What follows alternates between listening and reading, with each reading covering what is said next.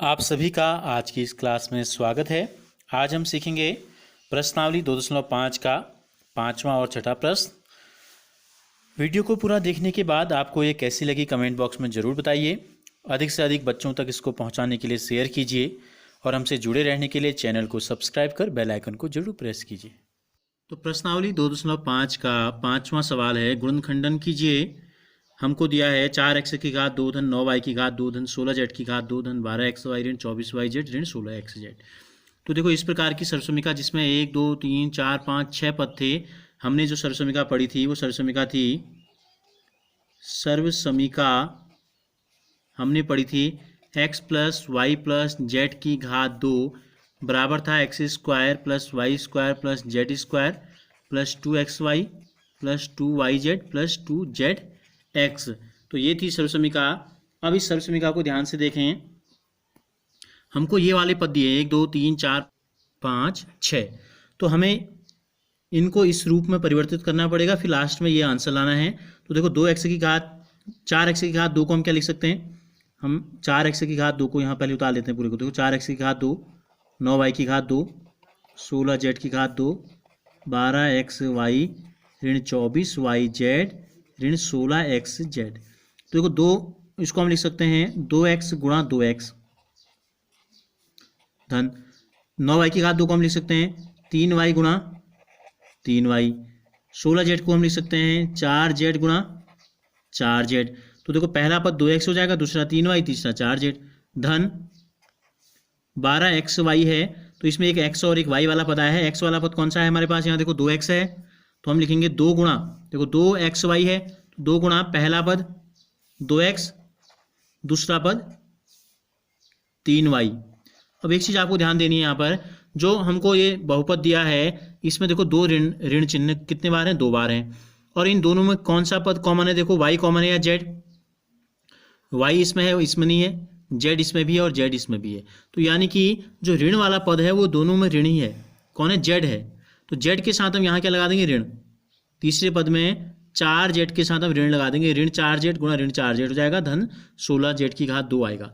अब यहाँ जब हम लिखेंगे धन 2 गुणा yz यानी कि दूसरा पद हमारे पास क्या आया है 3y, और तीसरा पद जो z आया है वो आया है ऋण 4z धन 2 गुणा zx। तीसरा पद हमारे पास आया है ऋण 4z गुणा x, पहला पद आया है 2x। तो अब हम इसको इस रूप में लिख देंगे 2x की घात 2 3y की घात 2 धन ऋण 4z की घात 2। ये आगे हमारा इसी रूप में लिखा गया है धन 2 गुणा 2x गुणा 3y धन 2 गुणा 3y गुणा ऋण 4z धन 2 गुणा, इसको हम इसी रूप में लिखें तो ज़्यादा बेहतर है 2x। तो हम सीधे ये रूप हमारे को प्राप्त हो गया है X square plus Y square plus Z square plus 2xy plus 2yz plus 2zx। तो सीधे सीधे ये हो जाएगा x प्लस वाई यानी कि पहला पद दूसरा पद और तीसरा पद ऋण में है तो ऋण 4z की घात 2 हो जाएगा। तो इसके गुणनखंडन हो गए ये 2x धन 3y ऋण 4z की घात। दूसरा बहुपद हमें दिया गया है 2x की घात 2 धन y की घात 2 धन 8z की घात 2 ऋण 2 रूट 2 xy धन 4 रूट 2 yz धन 8 ऋण 8 रूट z। तो हमें क्या करना होता है, ये शुरू के जो 3 पद हैं इनको a b c या x y z के रूप में हम समझें। आप और इसको बेहतर से समझने के लिए हम ये मान लें, अगर हमने सर्वसमीका जो ली थी उसको हम a plus b plus c के रूप में देखें तो देखिए क्या होता है, a की घात 2 धन b की घात 2 धन c की घात 2 ऋण 2ab धन 2ab धन 2bc धन 2ca, इस रूप में हम लिख सकते हैं। तो इन 6 पदों से इन 6 पदों की अगर हम तुलना करें तो ये पहला जो पद है ये a स्क्वायर है, a की घात 2 बराबर 2x की घात 2। तो जब हम यहाँ से क्या करेंगे, वर्गमूल का निशान हटाएंगे तो यहाँ जाके क्या हो जाता है, पूरे का वर्गमूल हो जाता है। तो पूरे के वर्गमूल का मतलब क्या है, 2 गुणा x गुणा x बाहर आ गया, क्या बचा x रूट 2। तो जो पहला पद है a ये है, हमको क्या प्राप्त हो गया, पहला पद पता चल गया x रूट 2 है। दूसरा पद देखो b स्क्वायर की जगह पर क्या है, यहाँ y स्क्वायर है तो सिंपल है, तो b स्क्वायर की जगह y स्क्वायर है तो इसका मतलब क्या है b बराबर y हो गया, y स्क्वायर से स्क्वायर कट गया। और c की घात 2 की जगह पर क्या है, c की घात 2 की जगह पर है 8z की घात 2। तो यहाँ से जब स्क्वायर हटेगा, वर्ग का निशान हटेगा, तो तो सी बराबर क्या हो जाएगा, यहाँ चले जाएगा वर्गमूल 8 जेड की घात 2। इसका मतलब हुआ 2 गुणा 2 गुणा 2 8 का, जेड का हो गया जेड गुणा जेड। तो जेड का एक जोड़ा बन गया, 2 का एक जोड़ा बन गया, 2 बाहर आ गया, जेड बाहर आ गया, क्या बचा अंदर √2। अगर हम 2 और √2 को एक साथ लिखें तो ये हमको तीसरी संख्या जो प्राप्त हो गई 2√2 जेड हो गई। पहली संख्या क्या मिली हमको, ए का मान मिला √2x या x√2, बी का मान y और सी का मान ये। तो ये बहुपद में हमने क्या ज्ञात किया, ए बी सी के मान ज्ञात किया। अब एक चीज़ और ध्यान में हमको देनी है, देखो दो पद ऋण में हैं, एक ये और एक ये, इन दोनों में क्या कॉमन है, देखो x कॉमन है या y, देखो x इसमें भी है और x इसमें भी है, तो इसका मतलब ये है x वाला जो पद है उसको हम ऋण में ले लेंगे।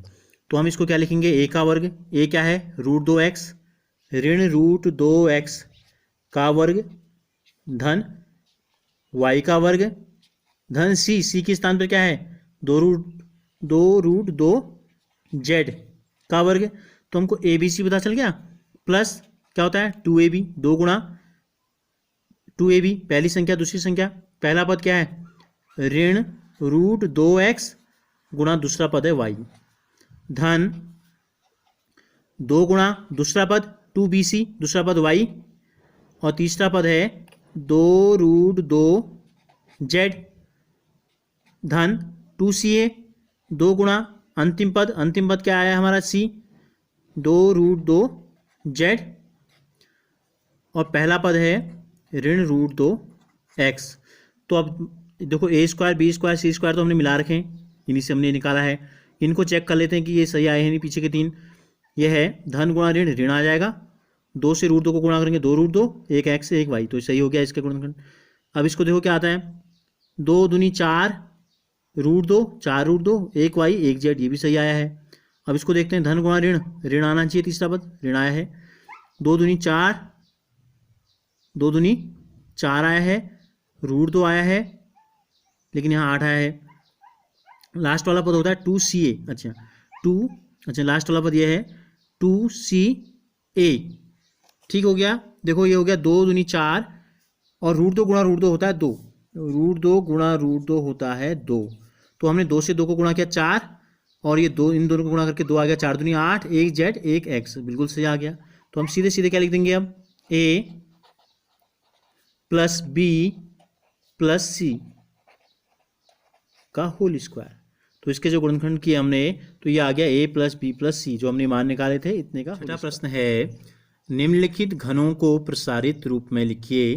पहला दिया है 2x धन 1 की घात 3। तो देखो हमने आपको एक सर्वसमीका बताई थी, सर्वसमीका क्या थी वो सर्वसमीका, x प्लस वाई की घात 3 बराबर था x की घात 3 धन y की घात 3 धन 3xy कोष्टक में x धन y या 3x² y 3xy की घात 2।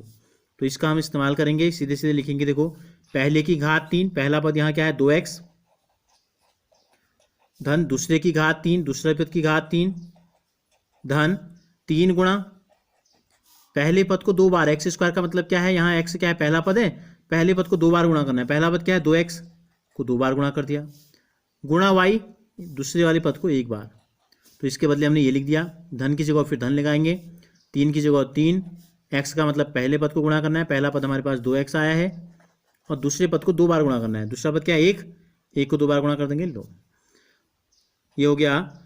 2x को 3 बार गुणा करने का मतलब है 2x गुणा 2x गुणा 2x, 1 की घात 3 का मतलब क्या हुआ 1 गुणा 1 गुणा 1 धन अंकों को गुणा कर दो, 3 दूनी 6 दूनी 12 12 एकम 12, x गुणा x की घात 2 धन 3 दूनी 6 6 एकम 6 6 एकम 6 x की जगह पर x आ गया। तो इनको गुणा करेंगे 2 दूनी 4 दूनी 8 x गुणा x कितने बार 3 बार धन 1 एकम 1 1 एकम 1 धन 12 x की घात 2 धन 6x। देखो दूसरा है इसका 2a ऋण 3b की घात 3। तो इसमें जो सर्वसमीका लगेगी वो सर्वसमीका लगेगी x प्लस वाई की घात 3, मैंने आपको बताया था ये लगेगी x माइनस वाई की घात 3। इसमें क्या होता है x की घात 3 ऋण y की घात 3 ऋण 3x² y धन 3xy की घात 2 होता है। तो ये हो गया पहले की घात 3 ऋण दूसरे की घात 3 ऋण 3 ए स्क्वायर, पहला स्क्वायर, पहले को 2 बार गुणा करना है, 2a गुणा 2a, y को 1 बार गुणा करना है, दूसरे पद को 1 बार, 3 भी, फिर यहाँ धन लगा देना है, 3 की जगह पर 3, x का मतलब पहला पद 2a और y स्क्वायर का मतलब y गुणा y, यानी कि दूसरे पद को 2 बार गुणा करना है। तो देखो 2a गुणा 2a गुणा 2a, जैसे अभी हमने 2x गुणा 2x गुणा 2x किया, तो 2a गुणा 2a गुणा 2a कितना हो जाएगा 8 की घात 3, ऋण 3 को 3 बार गुणा करेंगे, 3 गुणा 3 गुणा 3, 3 3 9, 9 3 27, b को 3 बार गुणा करेंगे, b की घात 3 आ जाएगा, ऋण की जगह ऋण लगा देंगे। अब अंकों को गुणा कर लेते हैं, देखो 3 दूनी 6, दूनी 12, 12 3 36, a कितनी बार है 2 बार और b 1 बार है, धन की जगह धन लगा दो, 3 दूनी 6, 6 3 18, 18 3 54, a 1 बार और b 2 बार। तो तीसरे में हमको दिया है 3/2x धन 1 की घात 3, तो वही x प्लस वाई की होल क्यूब जो मैंने अभी आपको यहाँ पर सूत्र बताया था, x प्लस वाई की whole cube, X cube plus Y cube plus 3x square Y plus 3x Y square, इस सरसमी का हम प्रयोग यहाँ पर करेंगे। तो हम यहीं से शुरू करते हैं, देखो पहले की घात 3, पहले पद की घात 3, दूसरे पद की घात 3, धन 3 गुणा, पहले पद को 2 बार लिखना है, 3/2x गुणा 3/2x, दूसरे पद को 1 बार, फिर धन लगा के 3 गुणा, अब पहले पद को 1 बार गुणा करते हैं और दूसरे पद को 2 बार गुणा करते हैं। तो ये हो गया, 3 को 3 बार गुणा करेंगे, 3 3 9 3 27 आएगा, 2 को 3 बार गुणा करेंगे, 2 गुणा 2 गुणा 2, 2 दूनी 4 दूनी 8 आ जाएगा, x को 3 बार गुणा करेंगे, x की घात 3 आ जाएगा, धन की जगह धन, 1 को 3 बार गुणा करेंगे, 1 एकम 1, 1 एकम 1, धन की जगह धन, 3 3 9, 9 3 27, अंश में 27, नीचे 2 दूनी 4, x गुणा x, x की घात 2, धन की जगह धन, 3 3 9, हर में 2, x एकम x, x एकम x। तो इसको जब हमने प्रसारित किया तो ये जो दिया गया है हमें x ऋण 2/3 y की घात 3 हमें दिया गया है। तो यही सरसमीका जो भी हमने लगाई थी x माइनस वाई का whole cube, x minus X cube minus Y cube minus 3x square Y plus 3x Y square, तो इसका हम प्रयोग करेंगे यहाँ पर। तो पहले की घात 3 ऋण दूसरे पद की घात 3, दूसरा पद है 2/3 y, इस पूरे की घात 3 ऋण 3 गुणा, पहले पद को 2 बार गुणा करना है, x स्क्वायर x गुणा x, और दूसरे पद को 1 बार लिखना है, 2/3 y, फिर धन लगा के 3 गुणा, पहले पद को केवल 1 बार और दूसरे पद को 2 बार गुणा करना है, इसका मतलब ये है।